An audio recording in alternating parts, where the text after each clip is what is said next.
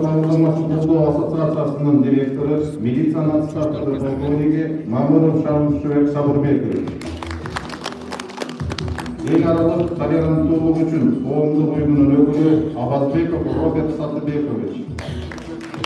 Ош облустук ички иштер башкармалыгынын начальниги, милициянын полковниги Жоройбек Жеңишбек Мамаевич.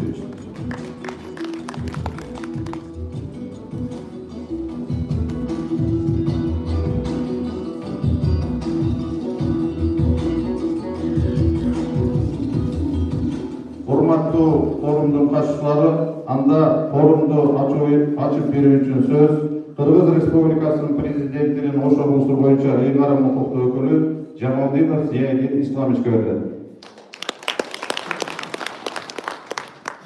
Assalamu alaikum. Урматтуу форумдун катышчылары. Биринчиден сиздерге ушул орозо айында жолугушуу форум өтүп жатканына баардыгыңыздарды кармаган орозоңуздарды Аллах өзү кабыл кылган болсун.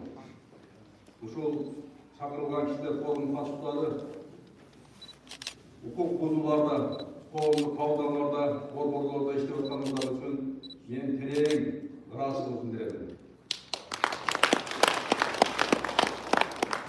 Себеби сиздер ушул салым кошуп бизге алдын ала укук бузуулардын алдын алып, ошол жерде эл менен тығыз иштешип атканыңыздарды биз алдында тасмадан көрдүк да. Андан тышкары бул форумдун негизги максаты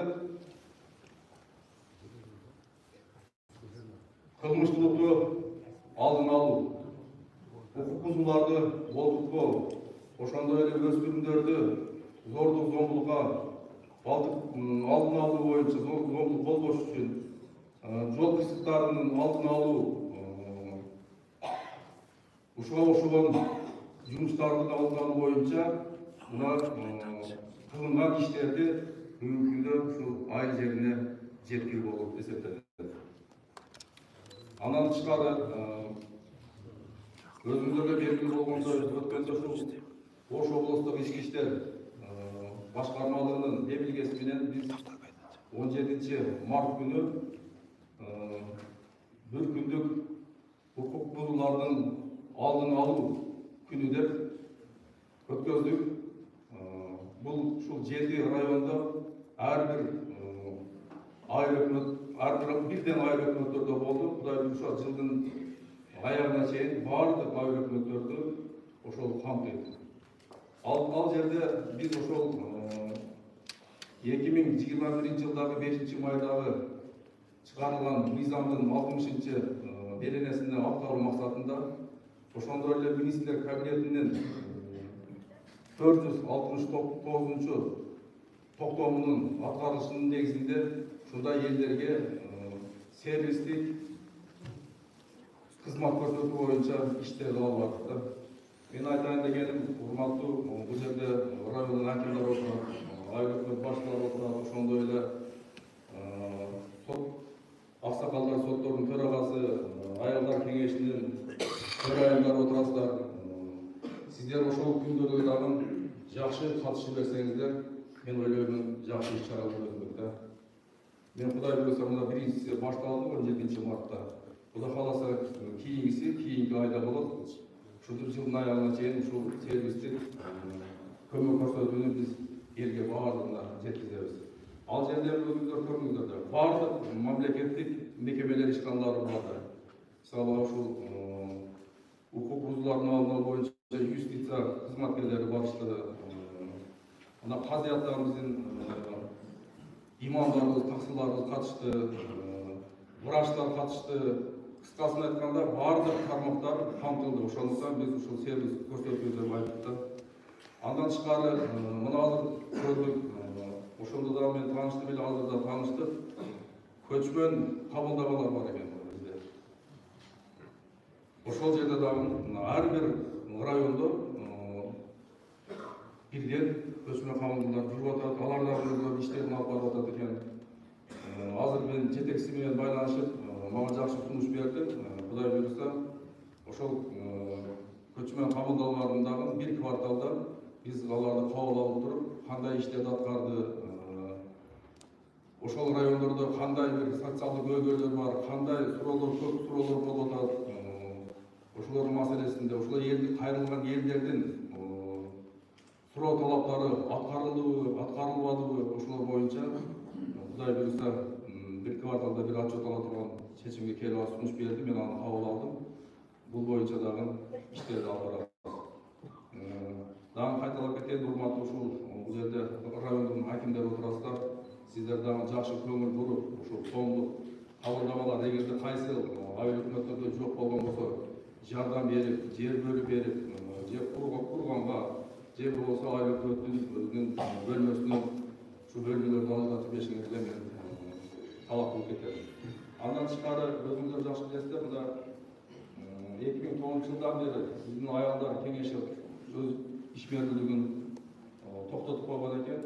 Мына биз 7 март күнү ушул облустук аялдар кеңешине аялдар жана үй бүлө кеңеши деп жаңы кеңеш түздүк. Ал аялдар кеңешинин төрайымы кылып Айкөкүл Мырзакаримованы биз дайындадык.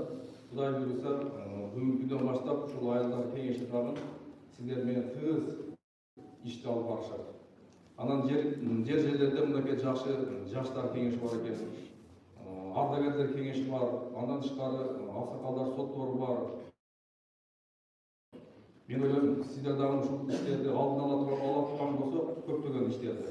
Кудай буюрса, ушул мыйзам буларга жол бербейсиздер, туурабы?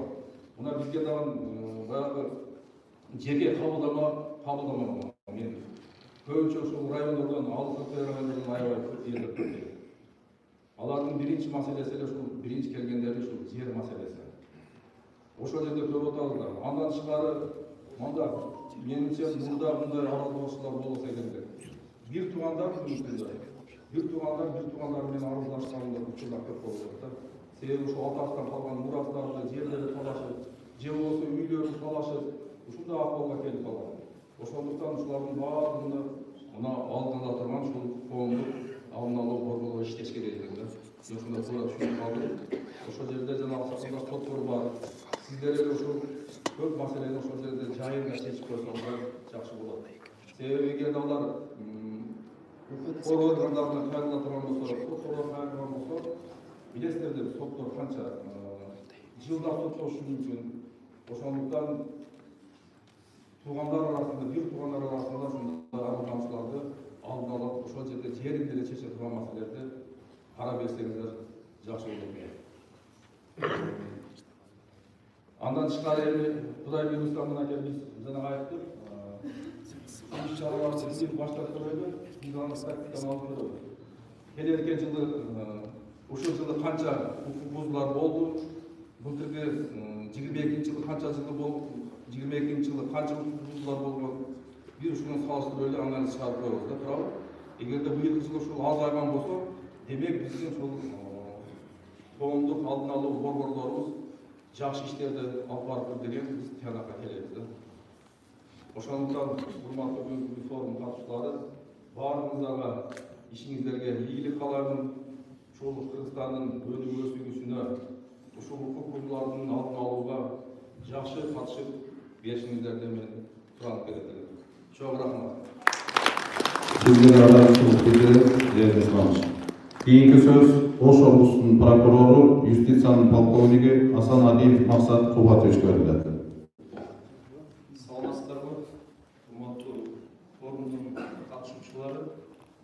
Бүгүнкү өтүп жаткан форум Ош областына аймагында мамлекеттик жергиликтүү жазалычы башкаруу органдары, коомдук алдын алуу борборлору жана коомдук менен ички иштер органдарынын кызматкерлери ортосунда карым-катнашты бекемдөө бүгүнкү күндүн талабы болуп атат. Анан мыйзамдын талаптарын алай, ички иштер органдарынын жана жергиликтүү жазалычы башкаруу органдарынын эң негизги милдеттери болуп, бул жарандардын коргоо деңгээлин жогорулатуу, кылмыштык өкүм деңгээлин төмөндөтүү, укук бузуулар жасоого өргө болуу себептер жана шарттарды аныктоо жана аларды четтетүү. инсандын укуктарын, эркиндиктерин жана мыйзамдык ызыкчылыктарын коргоого камсыз кылуу, укук бузуулардын алдын алуу схемасын түзүү жана мамлекеттик органдарды кылмыштык укуктун кесепеттери менен күрөшүүдөн укук бузуулардын алдын алууга кайра багыттоо, укук бузууларды жасоонун себептерин жана укук бузууларды жасоого коюлуп шарттарды изилдөө жана аныктоо, аларды чектетүү боюнча чараларды көрүү, укук бузуулардан жабырлануучуларды, укук бузууларды жасоого көргөн адамдарды социалдык реабилитациялоо жана социалдык көрсөтүү, турмуштук оор кырдаалдарга туш болгон экономикалык социалдык кыйынчылыктарга, ички жана тышкы миграцияга байланышкан көйгөйлөрдү башынан өткөрүп жаткан үй бүлөлөрдө жашаган жарандар, анын ичинде балдар жана жаштар менен иш алып баруу саналат. Мунун негизинде ушул бузууларды алдын алуу боюнча иш чараларды күчөтүү зарыл жана мезгилин талабы. Себеби жалгыз гана жазалоочу чаралар менен биз эч кандай жыйынтыкка келбейбиз да. Бул жерде жалаң эле ички иштер органдары же болбосо жалпы укук коргоо органдары иш алып баруунун негизинде жыйынтык чыкпайт да. Бул укук коргоо органдары көбүнчө бүгүнкү күндө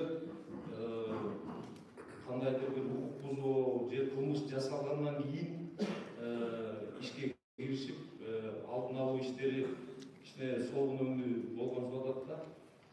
Анан ошол себептен мен айтарым, жалпы коомчулук бул ишке жакшы киришип, укук коргоо органдары болобу, ички иштер органдары болобу, жалпы өз ара иш алып барганда бир жыйынтыкка келебиз да. Себеби дегенде мына өткөн жылдын жыйынтыгы менен областтын аймагында жаш өспүрүмдөр тарабынан жасалган кылмыштар.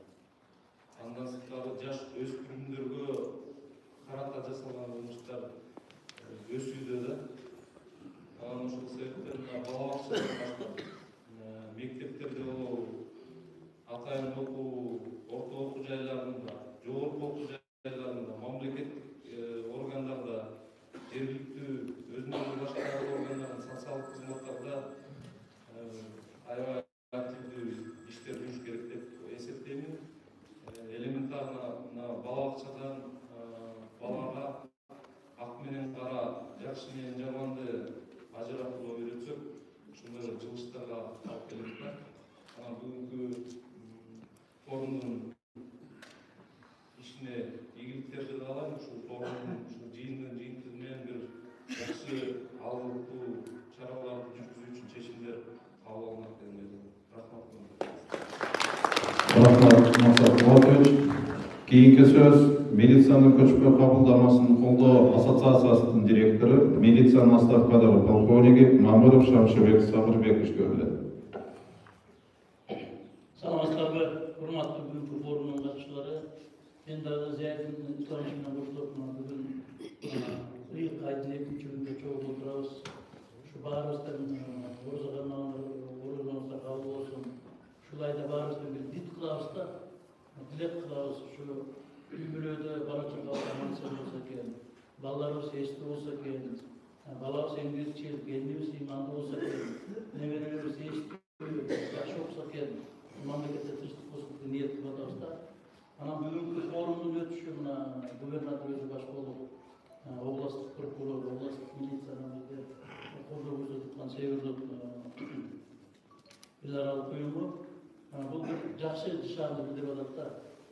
Мына укук бузуулар боюнча закон 2005-жылы кабыл алынса, албетте ар кандай саясий себептер менен мында толук кандуу ишке ашпай келди деп билебиз. Анан мына 21-жылы 5-майда укук бузуулардын алдын алуу отуруу боюнча атайын мыйзамга кол коюлган. Ушул бүгүнкү иш-чара ошол мыйзамдын аткарылышын анан мындан өзүңүздөр билесиздер, бир ай мурун биздин президентибиз Шавкат Мирзиёевич бир жарлыкка кол койду да. Бул жарлык 32 жылдын ичинде биринчи жолушунда жарлыкка кол коюлду. Бул мамлекеттик бийлик тутактарынын иштесинин ишинин тактыгы боюнча. Мисалы үчүн сөзүбүз менен ишибиз ажырым болбош үчүн ошол кайрылган элдин көйгөй маселесин так убагында чечип берүү боюнча. Эми ачуу бир чындыктар боюнча Чүй областын губернатору менен Сокул районундагы акимдин менен болгон окуя баарыбызга бүт маалым элге берилди да. Ошо президенттик үчүн нааразы болуп ошол убагындагы көйгөй маселени таап анан ушу бир мындай ыймандуулук оорукерлик менен чечилбей калгандыгы боюнча. Анан бул бүгүнкү иш-чара ошол менен урматтуу сизден аябай бир келе кылып ниет кылам. Өзүңүз айттыңыз жанагы 3 айда бирден чогулуп милициянын көчмө кабылган чоң проект бар. Көртүрастар эчтимана көрүңүздөр. Областа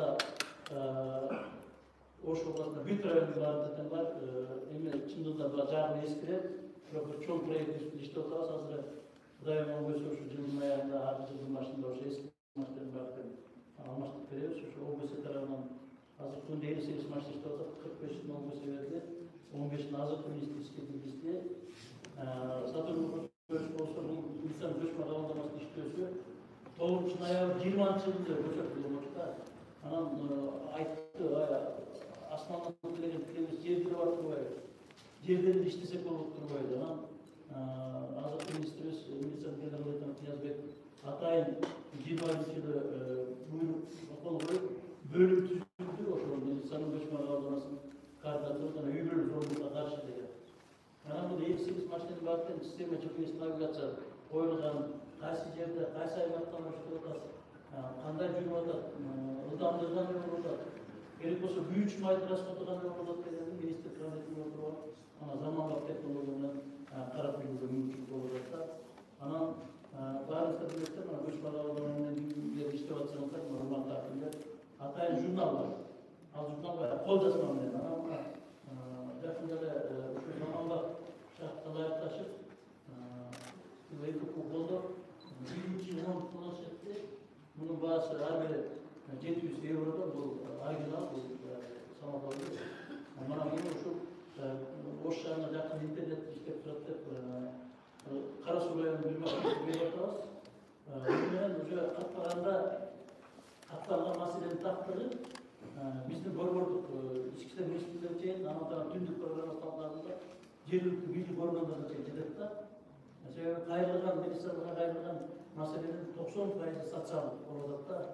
Ошол баягы убагында кандай бир себептерден чечилбей аны кайра анан урматтуу жана Атамтуур айттыңыз. Эгер жеринде кааптын аксакалдар сотту, аялдар кеңеши, жаштар кеңеши, биздин аймактык тескөөчүлөр, өспүрүмдөр аймактык тескөөчүлөр, анан райондук жетекчилер кекебелдик кылбай так иштесе, жериндеги арыздар борбордук аппаратка чейин барбайт да. Бишкекке элдер орнуп баракчасы барбайт. Обул администрацияга элдер орнуп баракчасы барбайт. Анан дагы жакшы мындай иш кылынып атат. Ушу областтык иштер башкарманын жетекчисинин демилгеси менен областтын социалдык картасы түзүлдү. Урматтуу акимдер, баарыңыздар билесиздер. Ар бир районда, ушул эле Чоңалай районунда Анай, Өзгөн, Аралан, Нокан, Кара Суу районунда эмне көйгөй маселелер бар. Жер талашпы, суу талашпы, эмне маселе чечилбей атат. Ошону баардыгын карап туруп, убагында чечилип отурган механизм иштеп чыкты да. Мен Масат Куансызге дагы чоң ыраазычылык билдирем. Быйыл мына генералдык прокурорлор ушу 30 жылдын тарыхында биринчи жолу прокуратура кызматкерлерине мындай ушу 60 мыйзамдын аткарышын аткарганда укуктуу ата-аналар жанагы тартип бузуу менен милдет коюлду да. Мен дагы аябай чоң ыраазычылык билдирем. Ошо прокуратура кызматкерлерине сиздерге сиз өзүңүздүн келип эле катышып отурганыңыз бул ошо жанагы иштин тактырынын белгиси болуп атат да. Анан урматтуу форумдун катышуулары, урматтуу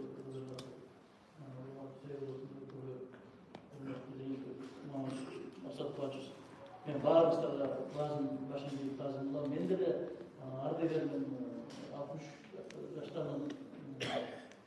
Ардегер катары, окумуштуу катары, чоң ата катары бир нерсе мен да тилек кылам, ошо биздин жаштарыбыз эсте болсо экен, эмгекчил болсо экен.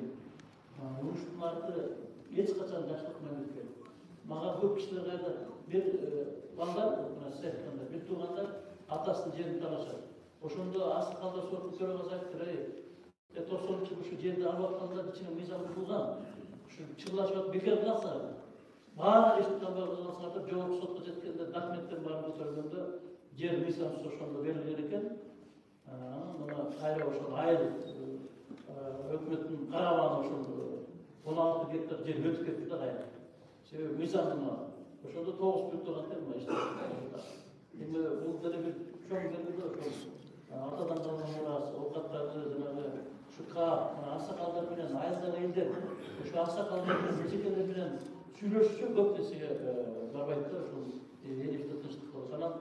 Daha bir soranlarım geçen önce şu minister belki bir minister kanı Müslümanların çoğuşu şu mektepteki cenab-ı sosyal pedagoglar boyunca mektepteki reyketçilik, mektepteki bazılarının harikatını özün ballarının cümlesini bilirler.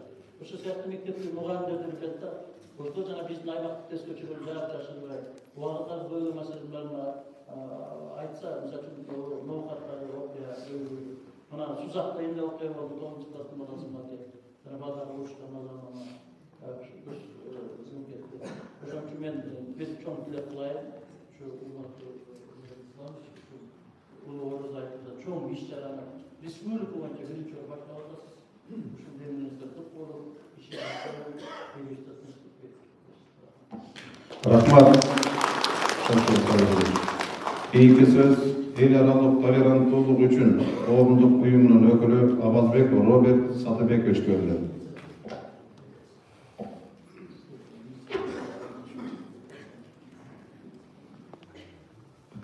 Саламатсыздарбы, урматтуу бүгүнкү иш-чарага катышуучулар, урматтуу конокторор. Биз бүгүн ушул сиздер менен ушундай жакшы иш-чарада жолугуп отурганыбызга абдан кубанычтабыз. Себеби азыркы кездеги эң көйгөйлүү маселелер менен иш алып барган бул жергиликтүү деңгээлдеги бирден бир юнус болгон бул коомдук алдын алуу борборлору. Мына ушулардын көйгөйлөрү көтөрүлүп, ушулардын жасап аткан жумуштары боюнча бүгүн талкуулоо үчүн ушул жерге чогулуп отурабыз. Мен биринчи кезекте ушул форумду уюштурган Ош областык ички иштер башкармалыгынын жетекчилигине терең ыраазычылык билдирем. Себеби ушул биздин проект өзүнүн ишмердүүлүгүн бул жерде баштагандан бери дайыма бизди колдоп, биздин өткөргөн иш-чараларыбызга катышып, же болбосо ушундай биргеликтеги иш-чараларды бирге өткөрүп беребиз. Сиздерге чоң рахмат. Биз азыр кыскача ушул жасалып жаткан жумуштар боюнча презентация жасап бердик эле. Ушул презентацияны биздин проект бул цифрлуу эл аралык уюму жана ошондой эле эл аралык тыйгандуулук коомдук фонду тарабынан ишке ашырылып атат. Проекттин аталышы Кыргыз Республикасындагы жергиликтүү өз алынча башкаруу органдарынын, милициянын жана калктын ортосундагы социалдык кызматташтыктын өнүктүрүү деп аталат. Жана айтып кеттим, бул эки уюмдун ишке ашырып жатат. Цифрлык эл аралык уюму жана эл аралык тыйгандуулук коомдук фонду. Ал эми биздин донор катары Америка элчилигинин астында атайын бөлүм бар, айнал деп аталат. Биз мындай отурганда бул наркотикалык заттардын эл аралык айлануусуна каршы жана укук бузууларды алдын алуу бөлүмү бар. Ушул бөлүм тарабынан биздин проектибиз азыр каржыланып келүүдө. Проекттин максаты бул коомдук коопсуздук көйгөйлөрдү биргеликте чечүү максатында жергиликтүү өз алынча башкаруу органдары, милиция жана жамааттардын ортосундагы ишенимдүү кызматташтыкты орнотуу жана өнүктүрүү болуп саналат. Эмне үчүн биз кызматташтык, социальный партнерство деп коет. Мына ушул принциптин негизинде иш алып барып атабыз да. Бизде мисалы үчүн жергиликтүү деңгээлде милиция кызматкерлери иштейт. Мына бир гана ушулардын милдети эмес, бул жергиликтүү өз алынча башкаруу органдары жана калк биргеликте иш алып барса, булардын ортосунда өнөктөштүк партнерство болуп турган болсо, ошондо биздин жумушубуз алдыра жыларына биз ынанып турабыз. Биздин ишмердүүлүк негизинен өзү 5 багыт боюнча иш алып барабыз. Биринчи кезекте бул ушу калк менен элдин милициянын ортосунда кызматташтыкты жакшыртуу максатында кааптар үчүн шарт түзүп берди. Шарт түзүп берди деген эмне? Бул биздин проекттин алтарында биринчи кезекте ошол коомдук алдын борборлордо иштөө үчүн офис болуш керек. Биздин өзүбүздүн критерийлерибиз бар. Ал жерде мисалы үчүн 4 кабинеттен кем болуш керек деген. Себеби аялдар, аксакалдар, жаштар кеңеши, ошондой эле жаш балдар менен иштөө инспекциясы, участковый булар чогуу бир жерде отуруш керек. Биз көп жерлерден бардык, даже ошол кааптуу мүчөлөр бири-бирин таанып алган учурларда болду да. Участковый мисалы үчүн кааптуу мүчөлөр таанып алган учурлар болду. Проект жаңы башталып атканда ушундай учурлар болот. Ошондуктан негизги максат биринчи кезекте ошол шарт түзүп берүү. Шарт түзүп берүү максатында биз ошол жердеги айрыкөт бөлүп берген, мисалы үчүн 4 кабинет болобу, же болбосо ага шарт кабинети жок боло турган жерлерди бөлүп берип атат. Ошол жерлерге биз кааптын зданиясын куруп атабыз. Анан ушул учурдан пайдаланып биз менен иштешип аткан айрыкөттөргө бул жерде көпчүлүгүңөрдү таанып атам. Ыраазычылык билдирип кетем, себеби биздин проектти дайыма колдоп келишет. Ошондой эле проектте ушу ишке ашырганда сөзсүз салым болуш керек. Ошо айрыкөт тарабынан бизге абдан жакшы салымдар болушуп атат. Ошон үчүн бизде ушундай мүмкүнчүлүк болот. Ал жерде толук евро ремонттон өткөрүп, андан кийин мебель, орто техника, оформлениясы, даже ошол жердеги илинген ар бир плакатты биз ЮНДП менен биргеликте ошолор менен макулдашып, андан кийин чыгарып атабыз да. Кыскасы баягы иштеш үчүн баардык мындай шарттарды түзүүгө аракет кылабыз. Экинчи багытыбыз ушул жергиликтүү деңгээлдеги маселелерди чечүү үчүн аксакалдар соту, аялдар кеңеши, жаштар кеңеши үчүн атайын тренингдерди, окутууларды өткөрүп атабыз. Жана ошол жерде тажрыйба алмашуу. Кайсы жерде жакшы иштеп аткан коомдук алдын биз өзүбүздүн адамдарга барып ошол жердеги иш менен тааныштырып атабыз. Кийинки багытыбыз бул жаштарды, лидер аялдарды жана окутуу жана алардын кийинки кадамдарын колдоо. Мындай айтканда ошол жергиликтүү деңгээлдеги кандайдыр бир көйгөйлүү маселени чечүү үчүн акча каражаты керек болот болсо биз конкурс жарыялап, анан ошол конкурстун негизинде алар кандайдыр бир көйгөйлүү маселелерди алып алып ошол менен иш алып барышат. Кийинки багытыбыз бул улуттук, областтык жана жергиликтүү деңгээлде милиция менен калктын ортосунда кызматташтыкты, социалдык кызматташтыкты өнүктүрүп, биз жергиликтүү деңгээлде ушу коомдук алдын алуу борборлору менен, райондук, областтык администрациялар менен, ички иштер бөлүмдөрү, ички иштер башкармалыктары менен өтө тыгыз байланышта иштешип келатабыз. Жана ошондой эле ички иштер министрлиги менен дагы бир нече иш чараларды биз биргеликте ишке ашырдык. Эң негизги биздин ушул проектибиздин негизги эмеси ушул туруктуулукту камсыздоо. Мен мисал катары айтып кетейин, азыр биз 44 ошол Кыргызстан боюнча 44 коомдук алдын алуу борборунда иштешип атабыз.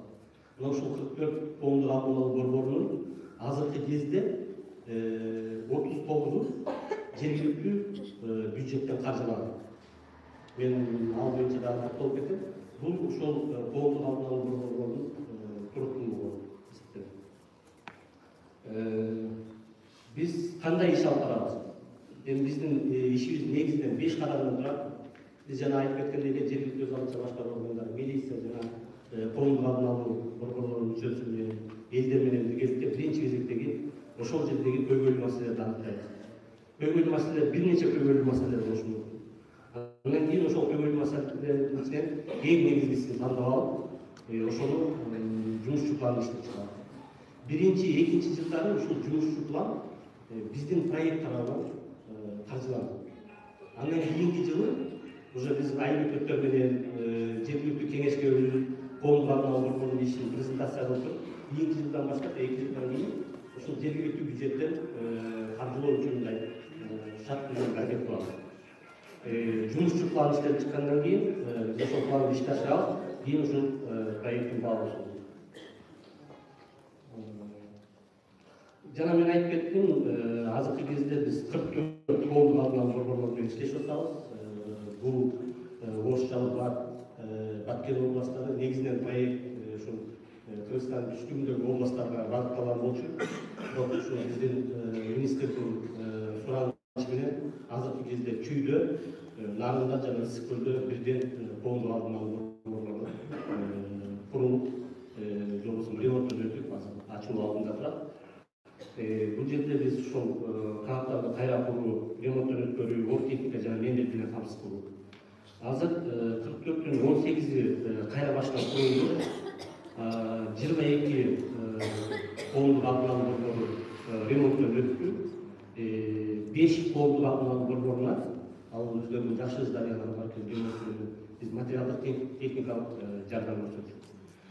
Ушул проект алганда ошол материалдык шарт түзүү үчүн 27 миллион сомго жакын ошо акча каражатты проект алган. Ушундай эле суммадагы акча жергиликтүү өз алдынча башка органдар тарабынан каржыланды. Тилекке каршы азыр могу 44-45 коомдук алдын алуу борбору болчу, бирок кечеги сентябрь айында болгон Баттердеги окуядан кийин биздин 2 коомдук алдын алуу борбору Великий районунда büyük ettik. Burası cam oturulgan bolçu. Yani meclisimiz biz şu materyal teknikal açıdan candan vergemiz. Biz azı şu teknikliğin birlikte birleştirip uzatalım. Yoksa Allah'ın kaynağı orada getiririz. Jana aytып кеттим, Баткер, Орбат, Чүйүн, Нарын, Ысык көлү областарында быйылкы жылы ушу Талас областындагы бир коомдук алдын алуу борбору куруп же болбосо ремонттон өткөрүп берет деп турабыз.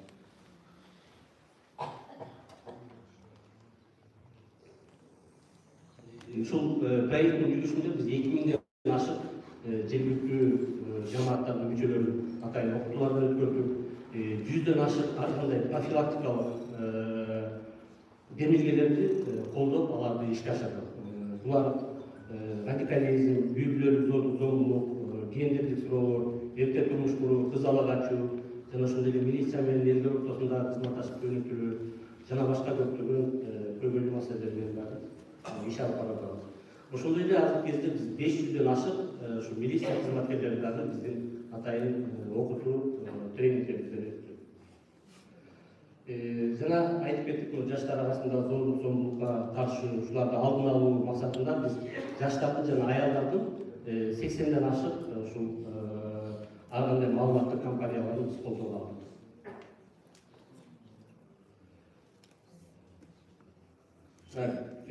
Бул жерде көрүп атасыздар, бул Кызыл Кыя шаары.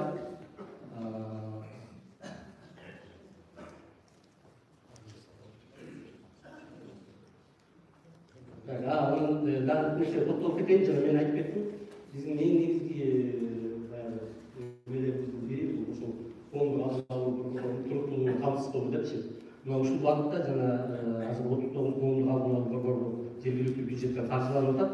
Мен бул жерге мисалга келтирип тургам, Достук айыл өкмөтү бар. Бул Нокия районунда жайгашкан. Мына ушул айыл өкмөтү коомдук алдын алуу борборун абдан жакшы колдоду. Себеби бул айыл өкмөтүнүн жардамчысы болуп атат. Биз ал жерде шартты түзүп бергенде биринчи жылы эле булар 350 миң сом акча бөлдү. Кийинки жылы 500 миң сом акча бөлдү. Ал эми быйылкы жылы маалымат алдык. Биздин быйылкы жылкы маалыматыбыз барганда коомдук алдын алуу борборунун ишмердүүлүгүнө, кылмыштуулукту, ар кандай конфликттерди алдын алуу, зордук зомбулукту алдын алууга 800 миң сом акча каражатын бөлдү. Андан кийин Разаков шаары, билесиздер, Великий районунда жайгашкан 360 миң сом жергиликтүү бюджеттен бөлүп берди. Андан кийин Дөбө-Коргон, Арабал районундагы Тепе-Коргон бул айыл өкмөтү жылыга 250 миң сом сомдон акча каражатын. Мына бир 6-7 жыл болуп калды, ушу жылыга 250 миң сомдон акча каражатын бөлүп.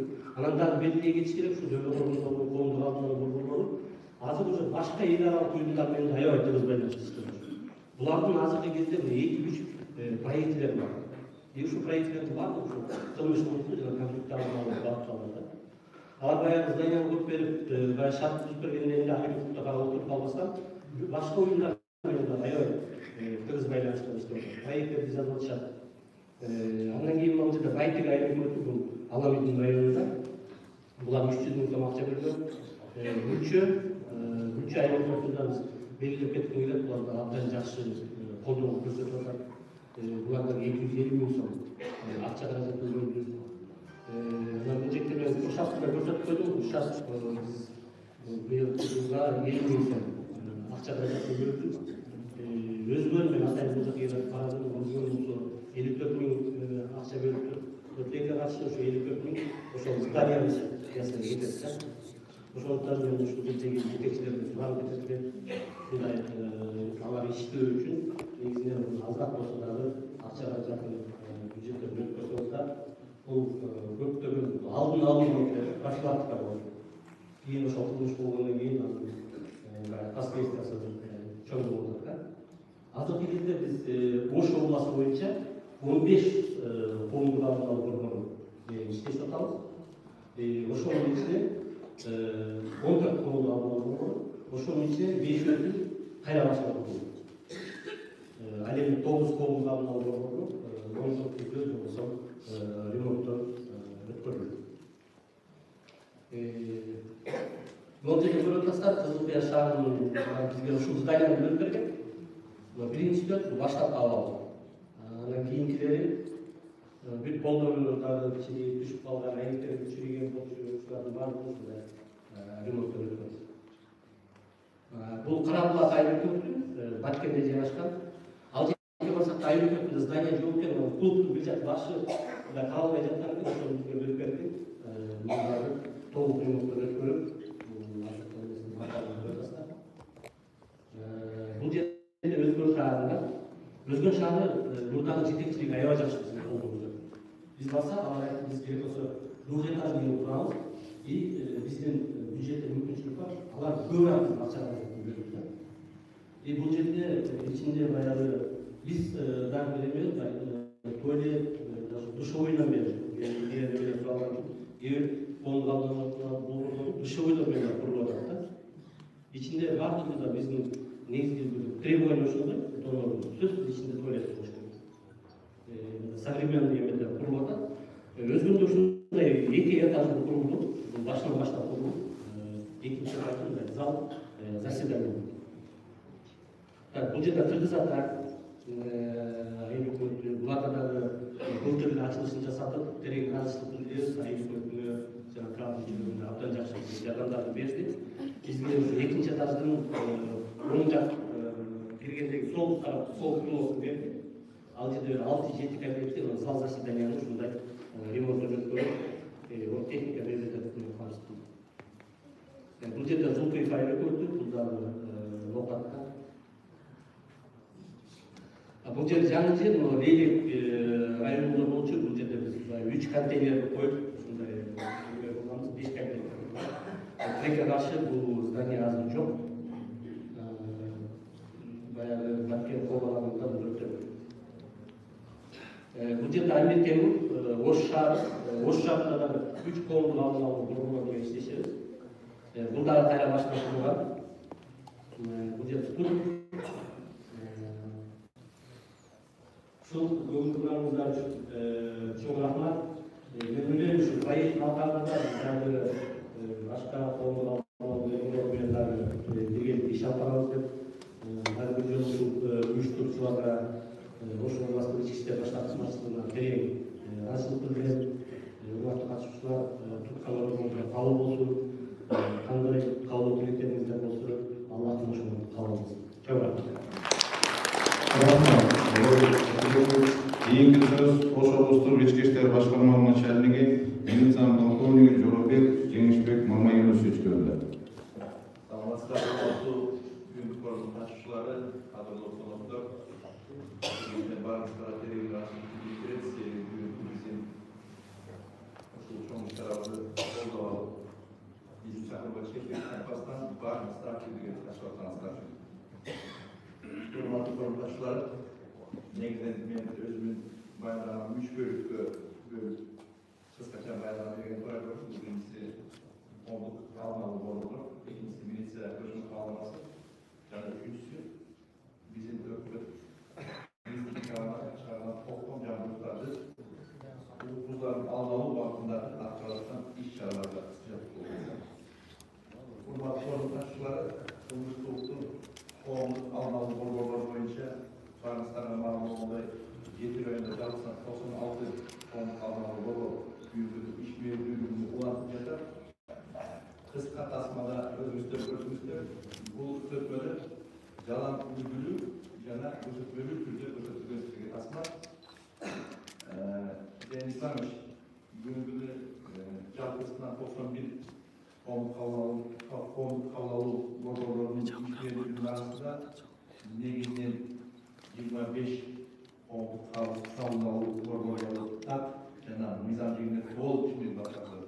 Direkt karşı kalan olmuş kavlalı motorları bülbülün sınavlarında başarılı teknik alanlardan imalatlardan yazıklardan bol zamanda kalaklara gönderiyor.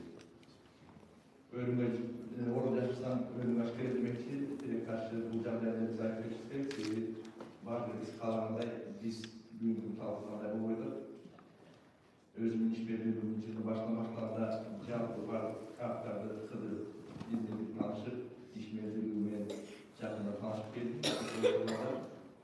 Bülbülü bir top kartlar varken, o kartlarda sınavında bizim el aralık büyük oyunlarının kolosunu cana gel ayrık nötlerin dengesine tol işbirliğine ulaşırken misal katarşılığında olan kırzadan karasak Çınarkanda ülgülü var tanıştım. Alcerdeki jalp müçelerimi, asakalar müçesi, ayarlar kengeşlik, yaşlar olmu. İşbirliğini tutar, bu insan çekildi, canlar içki işleri organlarının hız bayanıştaki özgürlüğü oldu. Oşal bir mezgilde, oşal layını ödün, cemil deputatların kezekteki siyasiyasına kaçtı. Deputatlar jalpı, foto, değişeliyor. Materyallık caktan kansızlar bazı şartlar tüzgünlenen Alcerdeki aksakalar gençliğinin ayarlar gençliğinin kuraylarının sınavına rahatsız ediyorsunuz. Allah cezasına Muhtarı Ebeğetsiz, Kılıçlı Sağlığı, Biblioteklarından bu yaşlı sürücüler arasında Kılıçlıklar koyup yol bir masasında atraftan Cumhurbaşkanı Çınarsan Respublika Devletinde asıl olur. Bırakıcıya karşı bu çağday arbitredimiz Demişimden bayanlık administrasyon başları hakkında bir talep ettim. Usul balıkta Mayıslandar'ın negizinde kalıplarını aktarmasında usul kalıplarının iş mevcutunda sözlükler masal teknik alıplarda çalıştığının kamsız ocağına kol alıp sözlükler takdirli açık usullarını alınalıları sözlükler sınavımızlar hoşbesinizdir. Militsar Köşkün Kavlama boyunca Şarşı Veysarı Bedveşik, yaşlı takım almaklar bekledik. Şarşı Oğuz boyunca 7 ayında 8 Militsar Köşkün Kavlama işleyecekler. Her bir aymakta bu Köşkün Kavlama hafta uğurlarına kapsatılan top azilde militsar hizmetleri, sağlık mükemmelinin ökülleri, diğer müşterilerle dini hizmetin müşterilerinden karşılık tercihleri var. Alıştığı aymaklarda ellerinin görüşüp, gögöylü masalelerini taktar tanıtlar, büt teşehirli arızlatmaları kağıt eletinde, hatto eletinde alıp, teşehirli memleket mülklerinin arasında biz yerleşimli administrasyada, yollarımız, yerleşimlerde hukukluk bağ verir canında söz kana ranmışta bölümlerine bu malumatlarda katar, teşehirli hukukluk prasalık teşehirleri falan. Şunlarkanda bu militan göçünü kavramı işbirliği boyunca bir top yaşlısın fikirler ayırıldı. Ayrıca ayırlarda sebebi bizim bir karşı diğer uçularda canlılar sağlığı sevdi. Bayanın korbalarına gelip özün bölümlerini gündemlik yaşlarda ketbülgün küçükleri bol olmuşlarda bu militan göçünü kavramı saklı araştırıda o zeki türüne hareket çekiyor. Bunun negizinde şunlarkanda toplumdan aşık faiz arızlatmalar gerekli bilgiye yollamada bir an arasında serik dostlar hukukluk bazı hukukluk var uçurda söz konusu bilgi sorunlarına tercihler hatalık sana öz olanda çeşitliğinde şartlar kurulup sana işimizde üçüncü mesele bu uzların alınalı baktığı önce obuz karmanında bir top işlerler yüzüde anlaşıldı Zeyn İslam belirtip etti. Okulların aldın alу birlik günü. Bu gün her bir ayın 15. datasında oldu. Bu günü jalpı memleketlik organlar, hukuk koruma organlarıyla birlikte тиешелүү жер жериндеги маселелерди чечүү, бөгөлүк чечүү жана жер жериндеги социалдык жана себептиктерди көрсөтүү. Бул иш-чараны биз жергиликтүү акимдер, айылчылыктар, баардык тиешелүү кызыктар мамлекеттик мекемелермен биргеликте колго алдык. Буну демеген көпөлүк учурда бул демеген колдоо алып, бул иш-чараны баштадыган Zeyn İslam Şakir'e karşılık bildirip, seyri varmışlar bilestir. Kanday kana bölgölü mesele olsun, elde bölgölü yerlerde el arasında söz kana bu varmışlık çapatırmak hareketlerini çekiyoruz. Sağlıklıdan şartlar. İkinci, bu bizim cadar aktaracaktan kılmışlık alına bu masatınları başarılarının birisi bu bölgü. Bu forumda önümüzde bu oldu. Bir de yeşil memleketlerinde gerekli bilgi okudurdu. Sergileri sağlanacak. Bugün de açıklamışlar. O mutlaka bizim Göçmen Kalması'nın direksiyasının yetekçisi Şahres Sarıkeviç, el aralık uyumlarının şerifleşti dostlarımız. Bu Setobol Mekemesi'nin uyumunun yetekçisi. Şimdi hakkında bu işlerle barışlar teşekkür. Uşlu işime faydalanıp bizim zalkar, insanımız, güç, liderimiz, Ergençler'in sözünü iskelip etmek sorumluluktu alma olduğunu bilsen, bu 4 uçkunda şöyle var. O sebepten biz sorumluluktan almalıyız, hukuklardan almalıyız. Cananlarımızın hukuklarını saklı olup, barışa hatırlamak hareketlensek, önümüzün yaşı devletlerden yaşlılık derecesi. Büyük kaçtan forma arayacağına, arayacağına işleri metreye açıklı bilen, öyle işmercilikin cinsinde biz yaşlılık olarak işleri kalıp, elge olmak servis bölümlerde, boşunlarda coğrafya deneyimini çıkarmasın. Çalışmaktan sonra. Hormatly forumun başçıları, bizden forumga hazır Facebook, Instagram tarmaqlarında da online göz görüş çağrıldırıldı. Oşonda ele bizge online formatında коопсуздук, укуктук тартип жана мыйзамдуулук секторунун айыпта Кыргыз ассоциациясынын директори Айдар Кулуканы эжебизге беребиз.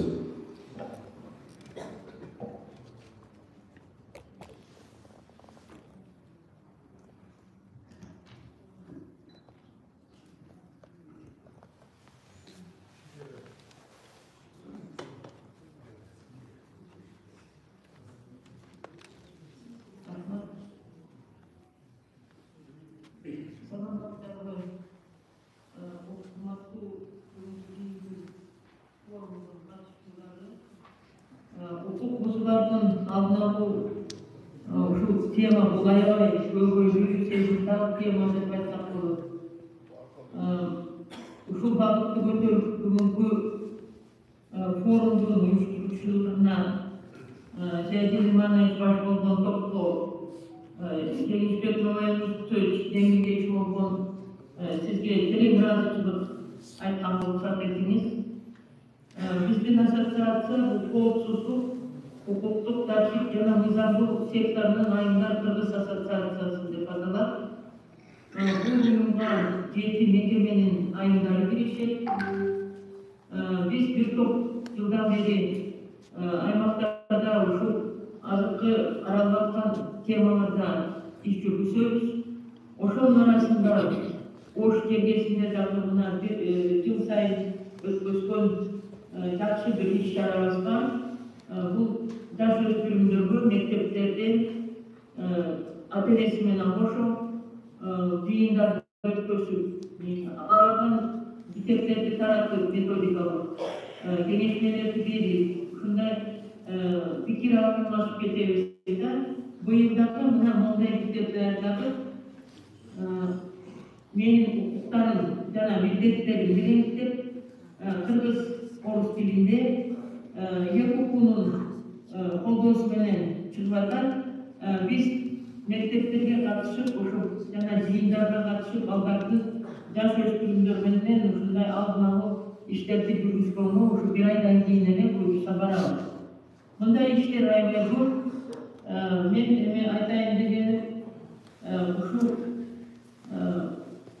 ушундай деңгээлде бүгүнкү болуп аткан жыйын бул аябай жакшы нерсе. Эмне дегенде ар бирибиз ар тарапта жүрө бербей, ушундай сезимтал, ушундай аябай коомго дагы, элге дагы, мамлекетибиздин коопсуздугуна да керек ушундай көйгөйлүү жана айткандай сезимтал темага баарыбыздан киришсек, жапатырмак дегендей жыйынтык аябай жакшы болот.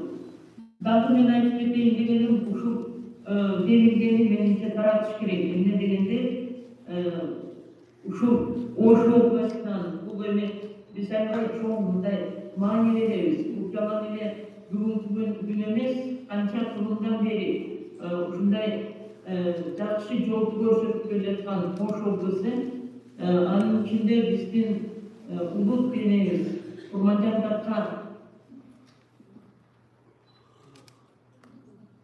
жашаган жер, жана эле кыргыздар эмес, жана эле Орто Азияны жалпы Түрк дүйнөсүнө белгилүү болгон инсан ушул жерден ушундай жакшы демиликке болуп атканы менимче аябай жакшы. Мен баарыбызга тең ийгилик каалайт элем. Анан баарыбыз ушул тарапты жалпы кыргыз биздин региондорго таратып, ошол менен мен ойлойм милиция менен жарандык коом институттары ушу өз ара аракеттенүүсүн жаңы мындай бир жакшы деңгээлге чыгарат деп, биз болсо өзүбүздүн ассоциациянын атынан мен айтып кетем, тынчтык, коопсуздук жана берүү үчүн биз болгон салымыбызды кошуп, анын арасынан ушу бүгүнкү форумга өзүбүздүн форумдун чечимдерине да өзүбүздүн колдон келген иш чарабызды жүргүзөбүз деп, баарыбызга ийгилик, орозо туткандарга орозого кабыл болсун. Көңүл бурганыңарга чоң рахмат. Рахмат. Кийинки сөз Ош облус Өзгөн районунун борборунун төрагасы Аширов Курмат Кыязович берди.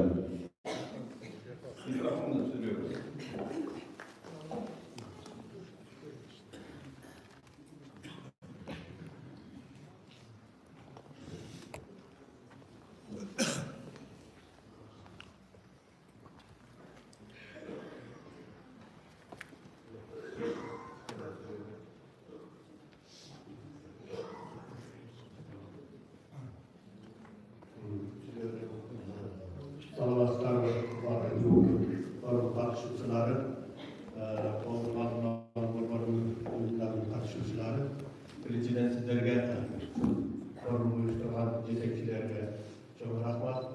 Өз айтып берген колунун алдына борбор төрагасы Аширов Курмат Кошобаев. Мына эчекбастар артага асыгалар, мисал калган үчүн шартка байланыштуу кечирим сурайт.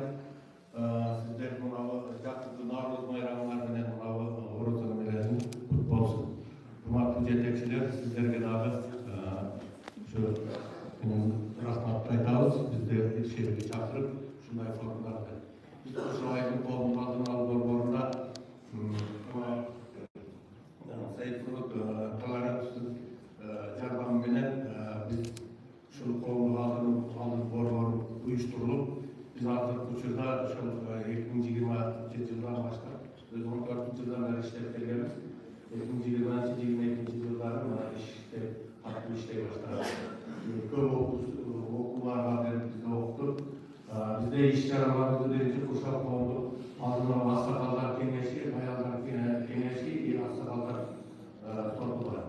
Ошол жаштарыбыз менен биргеликте биз Куршак иш чараны түзүүдө Куршактын көйгөйү биринчи ошо көйгөй таянысы перспективаларыбызга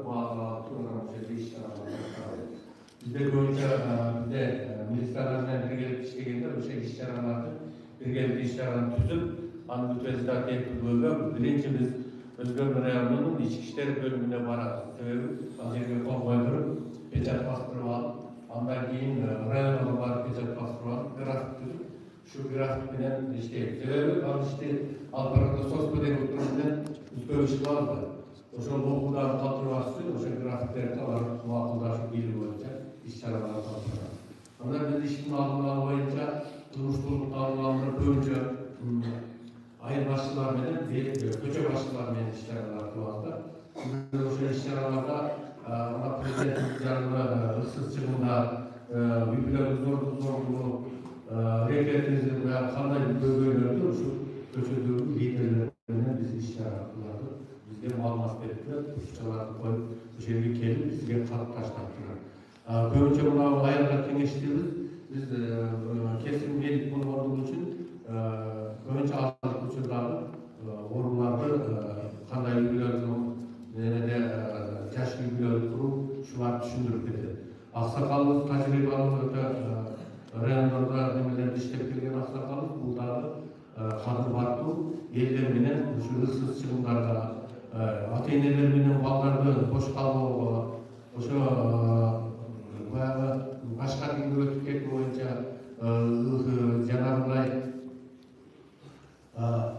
kılmışçılıkka oturması üçün başka dinge ötüp ketmesi üçün biz çoğunluklar kılıp, iş-charalarını atkарып, oşol jer yerinde iş-charalar kılap. Oşol men birge mına keche jakында эле içki işler demesinden birigip, buna janagıday marşrutta birge işledik, elmene. Janagılarına Özgür Rayonlu'nun bizde jakında kelgen Özgürler yetkisi Asılbek Mırza, Özgürler prokuraturası, jaş ballar, şunday buluş gerek, kelip tanışıp bizde. Kanday iş-charalarını kılışımız gerek dep, biz anan ballardaki kılmışçılıklarını aldın alı boyunca mümkün bo'lsa ketsa mizan buzmasa o'sha bir abaqda jattan odamlarni ko'rsatsak qanday bo'larkan ma'quldir. O'zgan rayonlarga marshrut qilib, turizm uyushtirib, o'zgan rayonlarga marshrut bilan o'sha abaqda jat qilishni qilganlarni ko'rsatib, prokuratura qanday ishlarni olib boradi, buni yerinde ko'rsatib, bozorga tushuntirib oldi. Ana bizning aqldagi bo'lsa, mana ichki ishlar yetakchisi o'zgan rayon. Al özü yaşlarda reketinde joyu sergek yaşadı özün yanından 10 gün sonra o şehirde futbollarda canım balkonlarda uyuşturup şu ballarda ar nemede boş kalan vakitlarda oyunlarda uyuşturup közümüzde oldu. Biz kıskası Kuşalay'ın hükümetin kovumluğu, hükümet başlığımız birigi şu yerde iş-charalardı. Oradan gelişince tacirler ketkenci iş-charalardı kılıp atalım. Ondan sonra kariyerden geçirip duran içine bir 75 yerler bir taraf var. Biz şu bizdeki kengeçli nimelerdi okuğa alıp gelip içine okup koyuyorlar. Şolar düşündürürlerdi bizge katarı. Ondan dışarı bizde konumuzda köyüncelerde de bayağı özgür bulutlarını, orası bulutlarını, DSN'larını uyuşturup uşul yerlerden alıp gelip biz özgürce telefondan oynayanlar alarminen uyuşup yerlerde iş-charalarını atkарып. Kırgız Respublikası'nın prezidentinin canlısız çıkımlar boyunca köçelerde barbarda daha çok turnes halkılar olarak hukukuzun silerin milletine erimezdi. Ondan sıklarmayan yolu nizamsız sonra sattılar, nizam kuruluşlarına bazı bizler konumluyorlar. Hükümet başlıyoruz. Hükümet şu turanda işlerine attılar. Geçen de Özgür'ün harbi yetekçileri vardı. Жақсы, жоқ айтып кетіш керек, біз айтпасақ кім айтады, шулардан пайдаланып айтып кетіш керек. Ошол жеріне қыдырғанда әрбір специалисттер толық бармады да. Себебі ошол толық бармаған себебі қайсы бар? Дағы деле госрегистр, дағы деле архитектор, экотон инспекциялар бар. Себебі ошол низамсыз құрылыштарды ушундай эске алып көңүлүбүздө калып койсоңдар, жанагындай бизде экологиядан боюнча чыгар немелер бар да, керектер. Ошолордун кайрына дүкөндөрдү бузбаганда бар, коопчулук бар, эскертип айтып низамсыздыкта. Ушул жерден мүмкүнчүлүктөр болду. Анан алып келгенде бул силердин укугуңар эмес, силердин ишиңер эмес деп анча-мынча прокуратура тарабынан да бизде ачык айтып кетели. Өкмөттүн хакы бар деген сөздөр бар. Биз сиздерге айтып кетет элек, акчасы жок иштейбиз биз. Акчасы жок. Эч жерде бизде каржылар бар. Биз өзүбүздүн кызыкчылык үчүн ушу элдерге келечектеги уурдарга жакшы бир иш-чараларда катышып кетели деген иш-чараларыбызды алып келе жатабыз. Bizde akça kararlar, hükümet tarafından bizde telefon karşı, bu yıl kızılı dotasyondan çıkıp olacak işçilerin oldu. 7 milyon akça kararlar. Vacı biz öz işgirlerimizle birlikte, işgirlerimizin yılların bağlarına söyleşip, şu tam jargonla iş-çaralar kıldılar. Anlaştıklarına bazı canlı sıkıntılar, yine buna doğru söylemeye başladı, kaygı bulunduğunu gösterdi. Çoğunluğa kurullar, şöyle yetiştirmeye söyleşip, en çarpıcı ülkelerde 5 ülkeleri çapında yardım eden produktörler içerisinde şunları uyuşturuyorlar. Onun için köprülerini kıskası oradan gelişince iş buluyoruz. Sizlerle doğumdan atlar çok rahat olarak sağ olun. Rahmat. Bilgi söz Ошол болсун Ноокат району Кыргыз Ата коомдук алганы болгон аялдар кеңешинин төрайымы Садирова Танзила берди.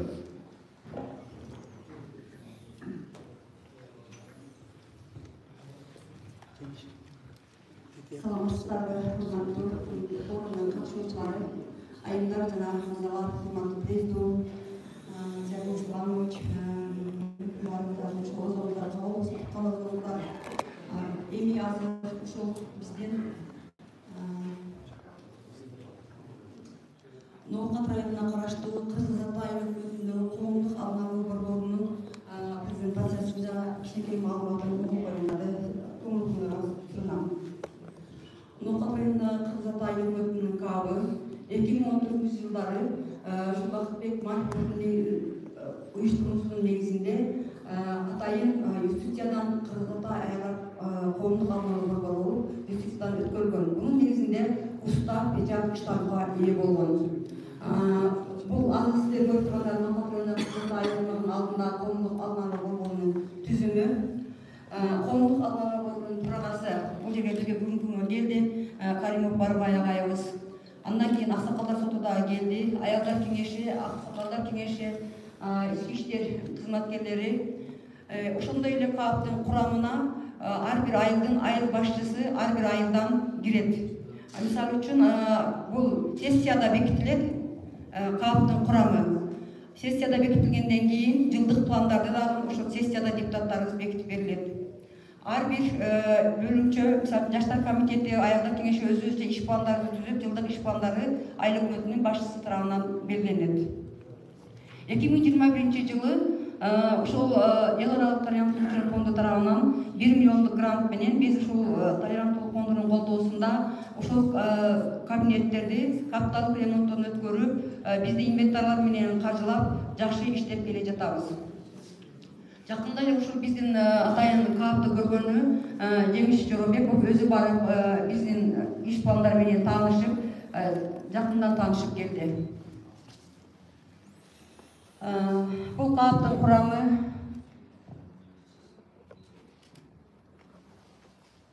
Кыргыз Ата айылдар Кыргыз Ата айылдар кеңешине жалпы кичине маалымат берип кетсем, Кыргыз Ата айыл өкмөтүндө 2022 жылы 23.600 калкы болсо, ошонун ичинен 11.700-ü, башкача айтканда 52% аялдарды түзөт. Эгерде биздин саламаттык сактоо тармагында 100% аялдар, билим берүү тармагында 80% аялдар иштеп жатышат. Аксакалдар сотунун азыркы айтып аткан ушул укуктардын бузулуусу, кылмыштуулуктун алдын алуу боюнча биздин Аксакалдар кеңеши абдан жакшы иштеп, өздөрүнө келген арыздардын баардыгын районго же облуска жеткирбестен жеринде чечип жатышат. Ушул азыркы сиздер көрүп турган ушул көргөзмөдө биз 2022 жылы 12 сентябрь күнү мектептер менен өспүрүмдөр менен аралыгында менин милициям мени коргойт деген темада ушул жыйындар мектеп окуучулары менен жолугушууларды өткөрдүк.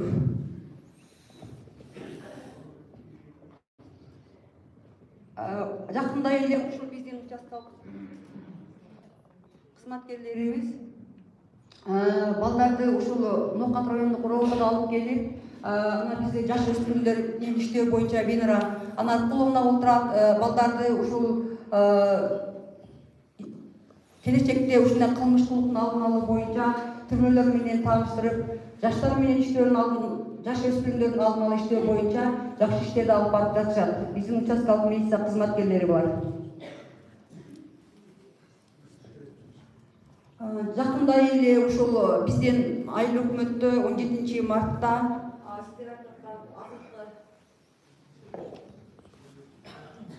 сиздер айтып аткан азыркы сунуш өткөрүлгөн программа боюнча мына биздин Ноокат районунун жетекчиси Талгат Акылбековичтин уюштуруусунда толеранттуулук фонду менен биргеликте кылмыштуулуктун алдын алуу президенттик жарлыктары боюнча концепцияны кабыл алдык.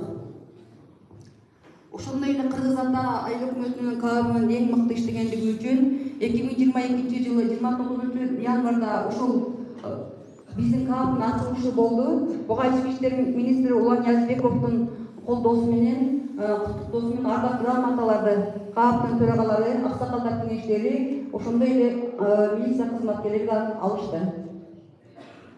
Жакында эле бизде дагы ушул лидер деген чоң проект аткарылды. Бул проектке биз ушул биздин үлгүлүү Сабидин Марков жана анын Абдразакова Сурмейжеке менен биргеликте ушул жаштар үчүн мурдагы адамдардан башын өткөргөн, эл үчүн кызмат кылган балдардын үлгүлүү үй-бүлөлөрдүн колдоосунун арасында жаштар үчүн жолугушууларды өткөрдүк. Ошондой эле биз жакында ошо энелер күнүнө карата баардык энелер, ардагер энелер, көп балалуу энелер менен биргеликте майрам энелерге үчүн өткөрүп бердик. Ошону менен бирге эле бизде райондук тажрыйба алмашуу семиналары өткөрүлүп турат, аялдар кеңештери тарабынан.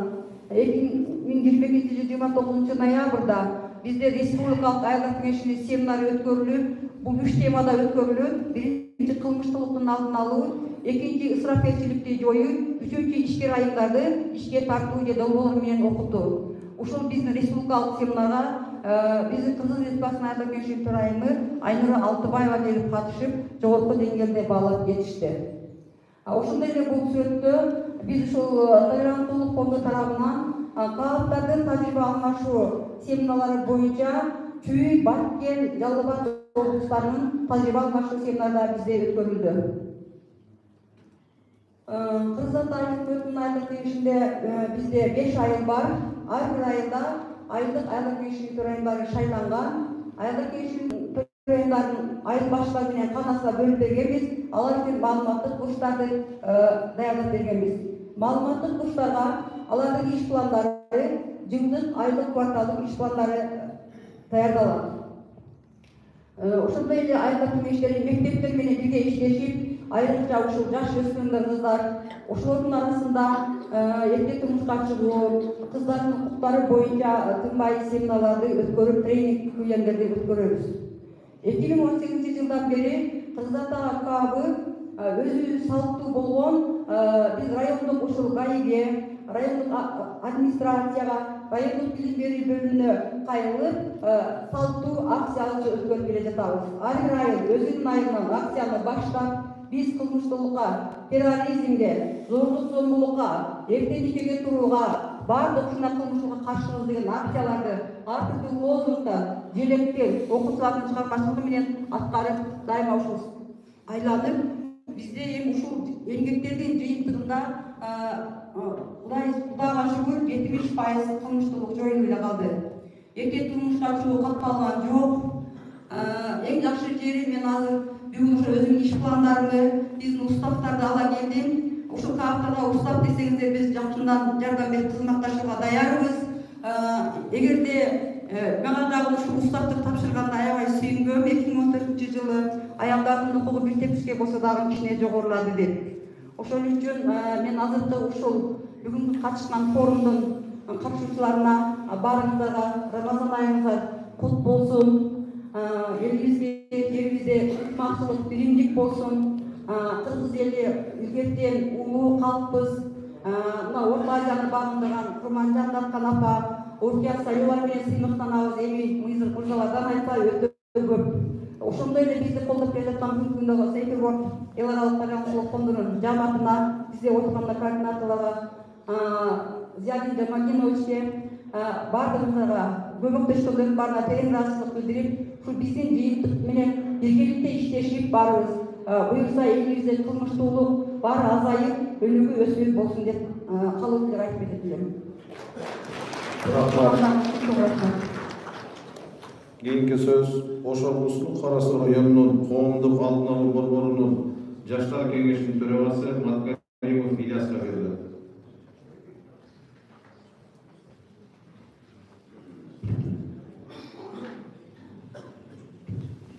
Olmazsa forum katılımcıları Karas şahrında Borboru'ndağı Yaşlar Kabineti jönünde kıskaça malumat verip keteyim. Karas şahrında Borboru'nun işini canlandırуу üçün 2017 жылдын 14 июнда Karas şahar meriyası менен эл аралык толеранттуулук фондунун ортосунда меморандум кабыл коюлган. Меморандумдун негизинде ремонттоо иштери эл аралык толеранттуулук фонду тарабынан жана келишим негизинде жергиликтүү бюджет мезгилинен бөлүнүп каржыланып, капиталдык ремонттон оңдоодон өткөрүлгөн. Керектүү эмелектер жана жабдыктар менен камсыздалып, калктын ишмердүүлүгү үчүн тиешелүү шарттар түзүлүп, жаштар үчүн укук берилген. Коомдук алдын алуу борборунун ачылышы менен бирге коомдук алдын алуу борборунун мүчөлөрү аттайкуулардан өткөрүлүп, өз алдынча борборлорду жазып, тажрыйба топтоп иш алып баруудабыз. Жаштардын консультативдик кеңеши түзүлгөн иш пландар түзүлгөн. Иш пландын алкагында зордук зомбулуктун алдын алуу боюнча түзүлгөн комитетке жаштарга мүчөлүк кылып, ар дайым алдын алуу иш-чараларында активдүүлүгүн көрсөтүүдө.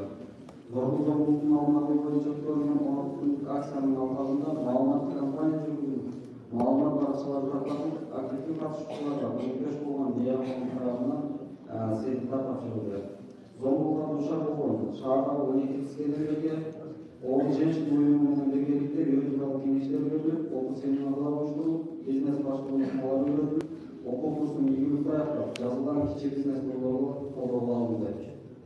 Жаштар арасындагы жумушсуздукту жоюп, кесипти үйрөтүү максатында электрондук районунун азык-түлүк программасынын алкагында жумуштук жаштарга компьютер, тигүүчү, чач тараш, кулинария курстарына окутулуп, ар бир бүтүрүүчүгө $100 көлөмүндө акча каражаттары берилди.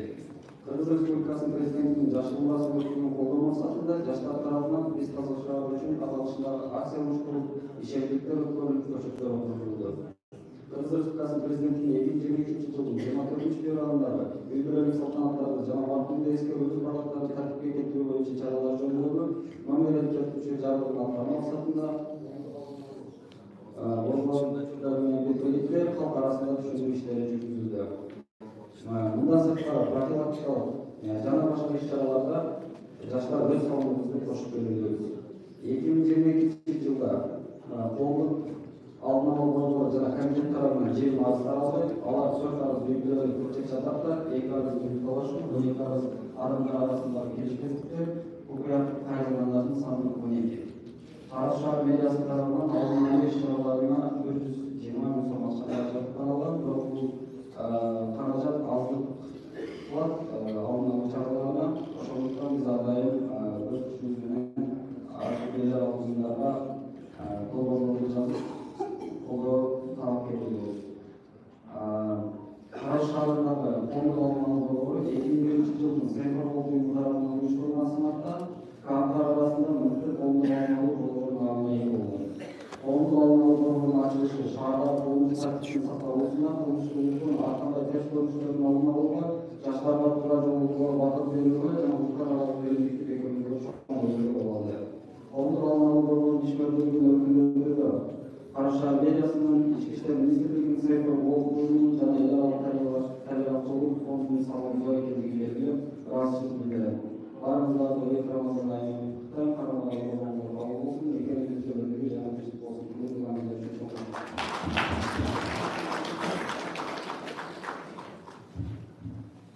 Hormatly forum başkanları, bayramlaşmalarında sayılmadı. Söz Kırgız Respublikası'nın prezidentinin hoş olmasına yönelik hukuklu ökülü Cemal Ziyaret İslam Şöyle. Hurmatly forum başkanları,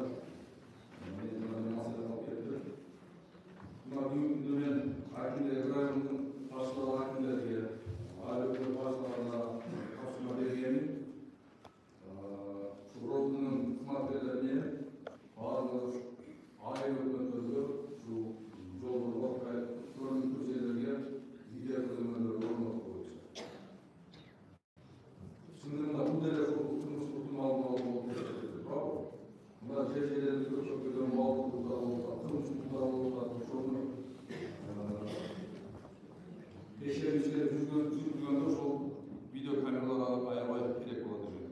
Ошондуктан да мен айтып кетейин, бүгүнкү күндө Токат району буну иш жүзүнө ашырды. Өткөндө биз бар проводуга келдик. Проводудан ошол жерге проводуга туташтык. Андан кийин ушул ички иштер министрлигинин мына ушундай. Анан эми көйөк деселер, мисалы, баягы санына эмес, сапатына жараша коюш керек. Себеби дегенде бүгүнкү камералардан артык да, бирок ушул жанагы адамдын жүзүнө же болбосо автомашинанын номерүнө так гана көрө турган видео камералар болушу керек. Ушундан курдук, эгерде баардыгы крайдон күндө чыгат, мен айтат элем, ушуну тездетип, тез арада ичинде ушул бөлгөлөрдү чечип, ушул камераларды тез арада тапшырып берет. Анан эми жанагы каптын башчысы Шавкат айтып кетти, өткөндөгү алдын алуу бузулган мүмкүндүк кызмат көрсөтүүдө кемчиликтер болду. Жанагы караштуу кызматкерлер, инспекциялар, архитектура кызматкерлери чыкпады. Бул биринчи жолу болду. Биз ал мүмкүндүк булар жыйынтык менен иш алып берет. Жыйынтык келсе, биз барлык балдарды кийинки айда Кудай кааласа, ошо сиздер айткан барлык көйгөйлөрдү же ошо барлык кызматкерлерден чыгарабыз деген баалар беребиз. Рахмат. Урматтуу форум катышуучулары, форумдун негизги бөлүгүндө тантоо жана сунуштарды кабыл алуу иш чарасы болот. Ошондуктан эмне кандай көйгөйлүү маселелер болсо, суроондорду берсеңиздер болот.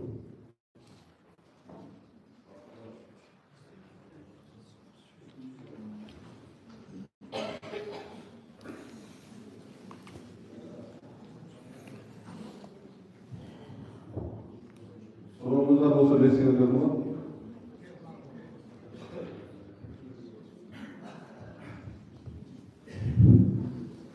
Alay rayonu Gülçay Aydın'ın Aşağıda Toplum Törası Emine Yurtunbay. Bizge Koltuğu Altmalı Torluğu'nun kurbanı bir 10. yılına geçip atalım. Bu da kalırsa biz barık çaptan ona memnun olalım. Bana Gökçe'de kaçan bir cennetli bütçetten aksa bölüm verdiği. Bölümler. Bana ben özüm 21. yılımızda akımda girip tanıyor sağlaştı. Yılın çok da üst problem 150 bin aksa bölüm dışında içinde kol yılın gerisi aldı. Ama hazır olsa cennetli aynı okudun bütçetten bölümleri aksana vardı gitsin canlı ortamız. Böyle konuşan kıyımdaşımız gerek, işleşimiz gerek. Veya şimdi başka kadrda da şunda işleşi yürürsün. Sevmem mutlu kurşak, Mırzaki, Nariman ayı hükümetler Cumhurbaşkanı'nda olup gelgenin, başarılarına da ayetkenmiş de işte bizim tonka maksatımız işleş kaldı. Canım bir ay bakmayı, akçalı varımız işlemiş.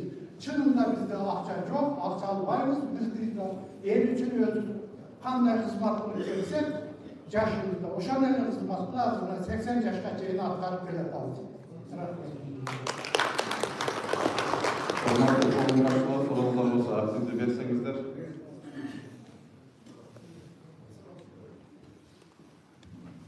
Urmatlı canlar, urmatlı forum katışları, aramızda konulardan kurulduğun sıralası kadır. 2005 yılı forumunun Nizam'ın yerinde çalışıyor içeride 2008 yılı İçişleri Ministeri Kanuniyeti bizge yakar bu sefer metodikal Sovyet yıldan beri bu vakasının kolduğunu kurmamış dedim. Muhatip istiyoruz. 2016 yılı Kırgız Respublikası'nın 747 toplantısı kolduğunu kurmadığı ustavlığını toplantısı olması, şu toplamında kolduğunu kurmadığına ait bir ustavlık var. Arası ustavlığı Gidesi akşenerisi lazım. 2017 yılı aslında kuruluşu bölgelerinin hatta imaratında olduktan bir nice konunun işleşip азыркы айтып кеткен толеранс бул бизге дагы имарат берилген. Ошо имаратта кол башкасы иштеп атат. Бул айыл өкмөтүнө 4-ат келтирdik. Кол үйдө иштеп аткан аскара соттору жашакын баягы эмес биз ошол коомду алдан болуп имаратын зымылдап берилди. Айыл өкмөтү бизден 400 картты канааттандырып 240 миңге биздин ошол коомду алдан болгонун жылдык системасын толук иштеп беришти. Андан сырткары биз ошол коомду алдын иштеп үйүштүрүү максатында жергиликтүү бюджеттен акча сурап айыл өкмөтү тарабынан 120 миң акча коомду алдын иштеп беришти. Ошондуктан мен ушул айыл өкмөттөргө ыраазымын ушул бизди колдоп атканына. Ушуну бир аз билип коеюн.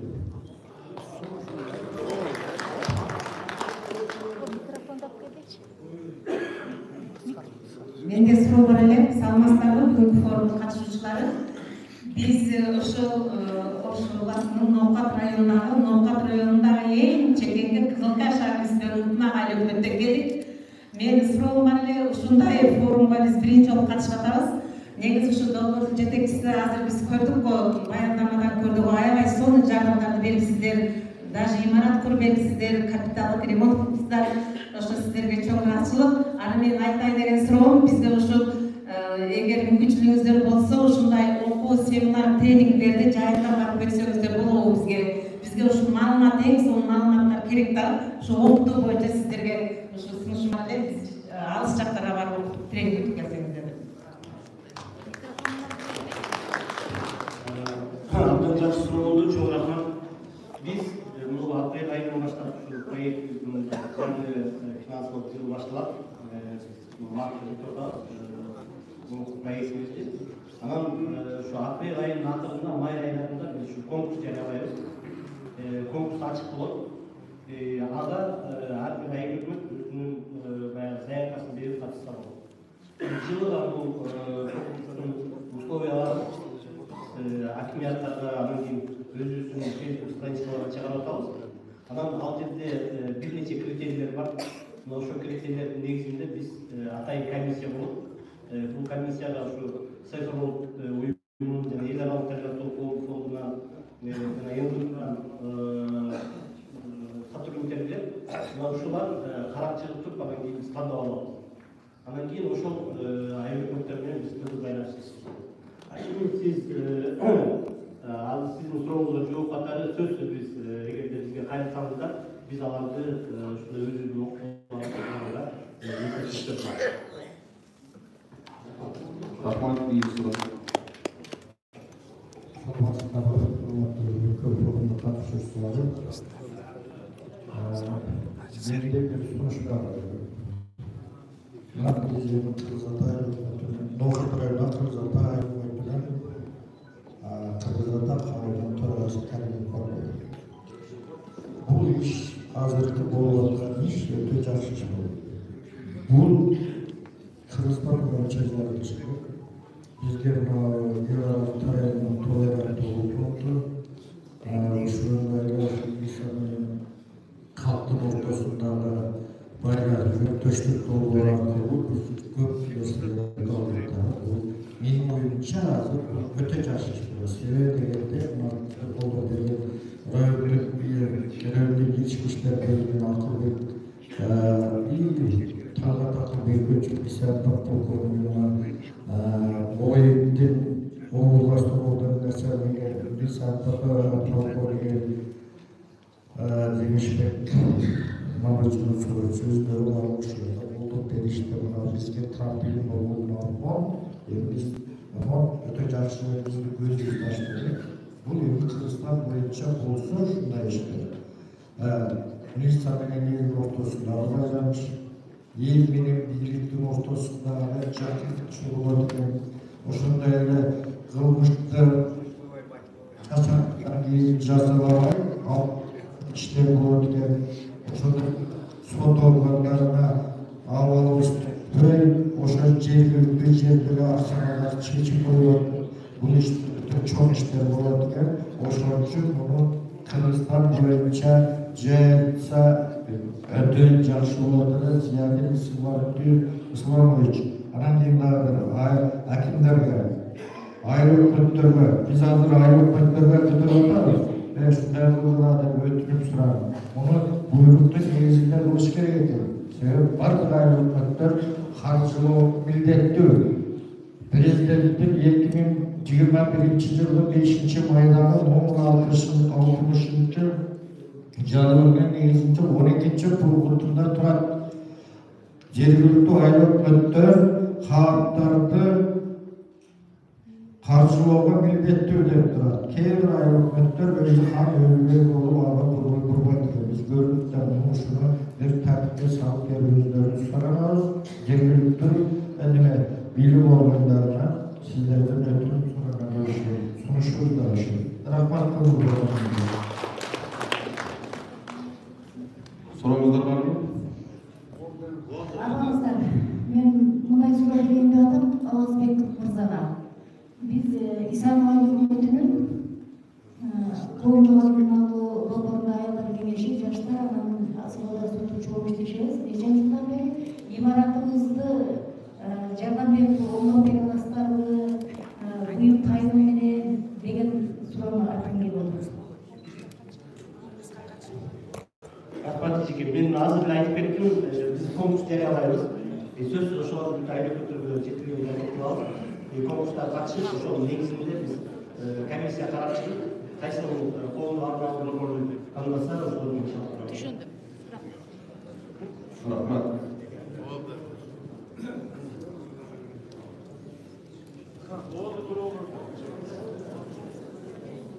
Микрофон берип койчу.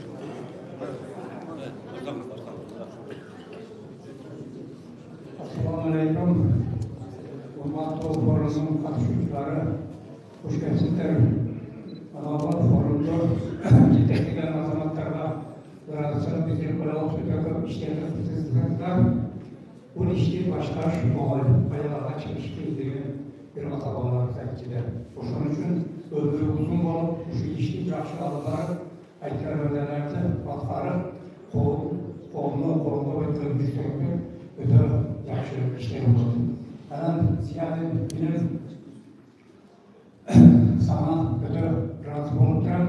Баягы жөнөкөй карапайым элге жакшыраак кылып түшүндүрүп, ата менен бала, ака менен ука, үй талаш, жер талаш нерселер, ушундай бир Кыргыздын акыбетсизраак кетип аткан нерселерге шундай көңүл буруңуздар, жакындан жардам бериңиздер деген сөздөр өтө аркасында терең ойлор жатат тургандар. Мына биз аксакалдар соту деп, аксакалдар аялдар кеңештери деп ушундай иштерге байланганыбыздан кийин ушунун өлөсүнөн чыгып бир аткарышыбыз керек экен. Анан эми аткарайын десең, биз аксакалдар соту аялдар кеңештери айылдарда жерде ичиде кайсадан кандай баарын чечип келатабыз. Бирок лекин деген жер болмуда туугандар. Ал сот туугандар биз менен бирге аксакалдар соту иштешиңиздер, бизге түшүнүшөйүн дейт. Чогуу иште айтышат дагы. Биз чечип койгон маселени кийин башка адамдар барып, ошол чечилгенден кийин ошол талаш адамдар барып сотко кайрылып койсо, сот башкадан кабыл кылып чечимди чыгарып коет. Ошон үчүн сотто мына укук коргоочулар биринчи кезекте аксакалдар соту сиздер чечимсиздер, сиздер кандай дейсиздер деп кичине маселе сурап коюш керек. Себеби элдин ынтымакчылыгы, тынччылыгы, улуттар аралык мындай мамилелерде бүтүн биз жол бере турганбыз экен. Кыргыз аралаштык ичине ушундай мезгилдерде бүтүн соттордон сураган жок. Аксакалдардан сурады. Туугандар, силер келишүүнү чоңдуруп калганда, дайым мына ушундай ынтымакчылыкты сактайсыңар, сактабайсыңар деп. Сотторду башкаларды ынтымакка чакырып деген жери жок. Ошон үчүн туугандар, сотто укук коргоочулар бизден кичине кол сурап, шуну чечип отам тек койсоңуздар, жана акыбет кетип калат. Рахмат.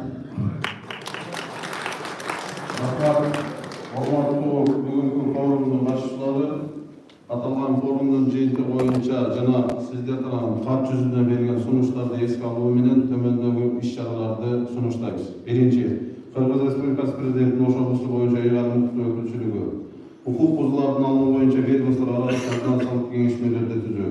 Кыргыз Республикасынын 5 май 2021 жылдагы укук бузуулардын алдын алуу негиздери жөнүндөгү номер 60 мыйзамынын сакталышына көзөмөлдү күчөтүү, аймактардагы үй бүлөлүк сомдук укуучулардын алуу багытында Кыргыз Республикасынын 27 апрель 2017 жылда номер 60 мыйзамынын талаптарынын негизинде иш-чараларды алып баруу, аймактардагы коомдук алдын алуу борборлорунун ишмердүүлүгүн күчөтүү, аларга материалдык жактан каржылоо механизмин ишке киргизүү менен укук бузуулары жана кылмыштын алдын алуу чараларын жандандыруу максатында меморандумду кабыл алууну сунуштайбыз.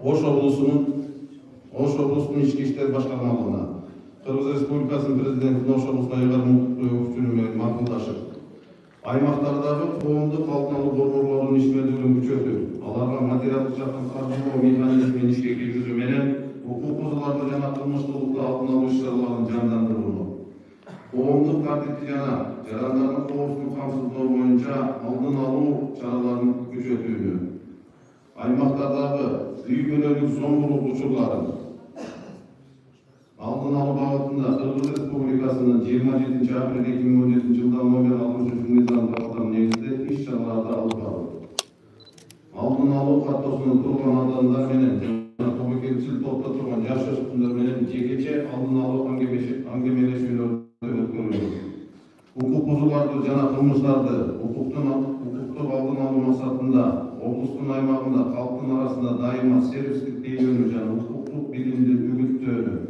сенемдик укуктук актыларды түшүндүрүүнү жүргүзүүнү, ал эми жалпы билим берүү мекемелеринде ар укуктук темадагы лекцияларды өткөрүүнү, мисалы жашы жетпегендер кылмыш жоопкерчилиги, баңгилик деген эмне, баңгиликке жол, камейке чөгүүнүн зыяны, мектеп аракети, окуучулардын арасында топтошуп мушташуу, ВИЧ-СПИД, баңгилик жана токсикомания, аракечтик жана анын зыяндуулугу, улуттар аралык жаңжалдарга өзгөчө окуучулар менен жаштардын арасында жаңжалдарга жол бербөө боюнча иштерге өзгөчө көңүл буруу, жергиликтүү мамлекеттик администрацияларга жана жергиликтүү өз алдынча башкаруу органдарына ар бир райондун жана айыл округунун социалдык экономикалык өнүгүү планында укук бузуулардын алдын алуу боюнча чараларды кароо, Кыргыз Республикасынын 5 май 2021 жылдагы укук бузуулардын алдын алуунун негиздери жөнүндөгү номер 60 мыйзамынын сакталышына көзөмөлдү күчөтүү, аймактардагы үй бүлөлүк зомбулук учурларынын алдын алуу багытында Кыргыз Республикасынын 27 апрель 2017 жылдагы номер 63 мыйзамынын талаптарынын негизинде иш-чараларды алып баруу, аймактардагы коомдук алдын алуу борборлорунун ишмердүүлүгүн күчөтүү, аларга материалдык жактан каржылоо механизмин ишке киргизүү менен укук бузууларды жана кылмыштуулуктун алдын алуу иш-чараларын жандандыруу, ээлеген аймагында коомдук тартипти сактоо, ошондой эле коомдук алдын алуу борборлорунун мүчөлөрүнө жана аксакалдар сотун коомдук алдын борборлоруна караштуу ар кандай коомдук түзүлүштөрдүн өкүлдөрүнө өбөлгө түзүү менен жергиликтүү бюджеттен каражаттарды кароо, ички иштер органдарын реформалоо боюнча концепциясына ылайык айыл аймактардын каражатынын эсебинен милициянын участкалык уполномоченныйларын каржылоого кошумча каражаттарды кароо, милициянын участкалык уполномоченный кызматтык бөлмөлөр, турак жай, үзгүлтүксүз телефон байланышы, мүмкүнчүлүгү жараша кызматтык автоунаа жана кызматтык батир менен камсыздоо чараларын көрүүнү. Көңүл буруңуздарыңыз үчүн чоң рахмат. Азыркы кийинки иш-чарабыздын сыйлоо иш-чарасы өтөт. Ошондуктан сыйлоо иш-чарасын жүргүзүү үчүн Кыргыз Республикасы Президентинин Ош облусундагы ыйгарым укуктуу өкүлчүлүгүнүн аппараттын бөлүм башчысы Нурматов Абдымалик Шамшиевич келди.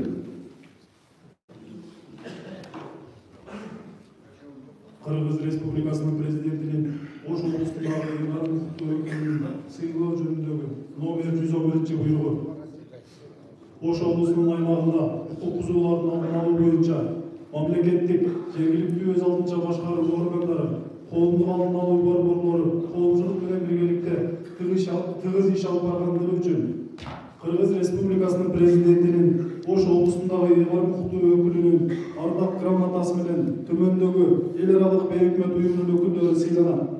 Кыргыз Республикасынын Севербой жергиликтүү өкүлчүлүгүнүн офис башчысы Стефан Стоянов.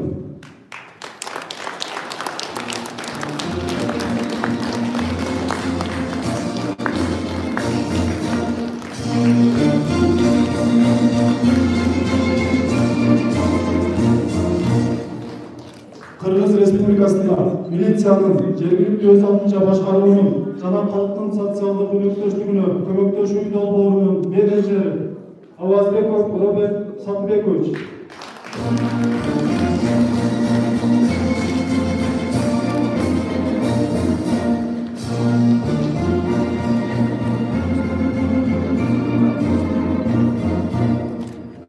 Кыргыз Республикасында милициянын жергиликтүү өз алдынча башкаруунун жана калктын социалдык өнөктөштүгүнө көмөктөшүү долбоорунун координатору Кочкаров Эркин Анваржанович.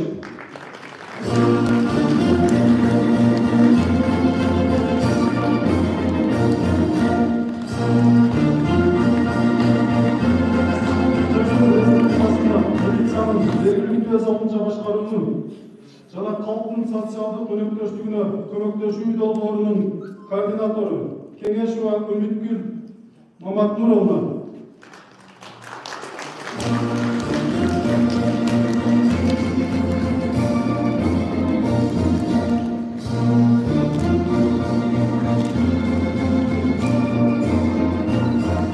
Кыргыз Республикасында милициянын жергиликтүү өз алдынча башкаруунун жана калктын социалдык өнөктөштүгүнө көмөктөшүү долбоорунун координатору Артыков Фарух Камалдинович.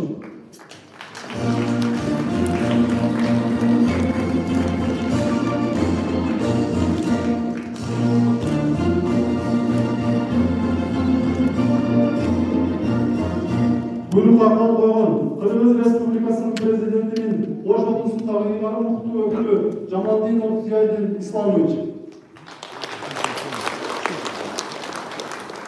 Ош облустук ички иштер башкармалыгынын сыйлоо буйруктарын жеткирүүчү сөз полковник Сапаров берилди.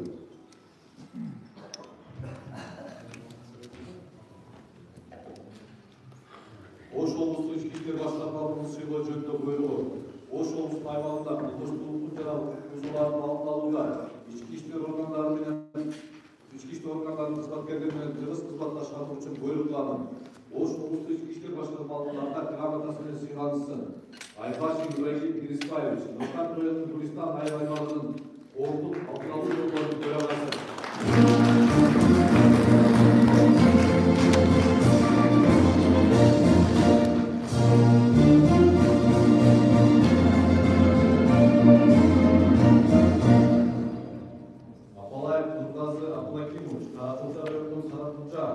Айыл аймағының Япыр елдік қошылығының басшысы.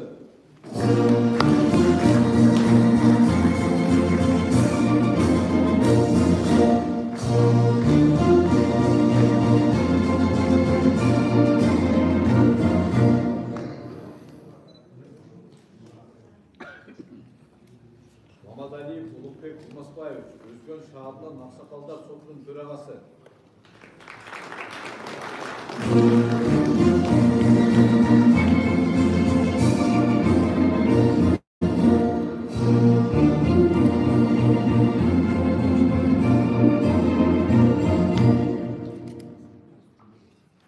Өмүрбаева Аваскан Владимировна, Арван районунун Алянаров аймагынын жаштар комитетинин төрайымы.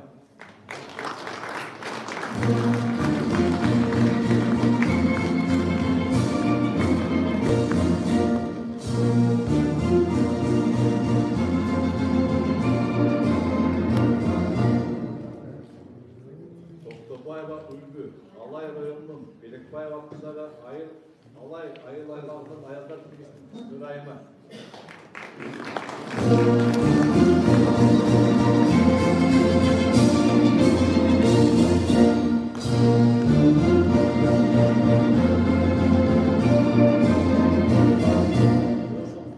башкармалыгынын начальниги милиция полковниги Жоробеков.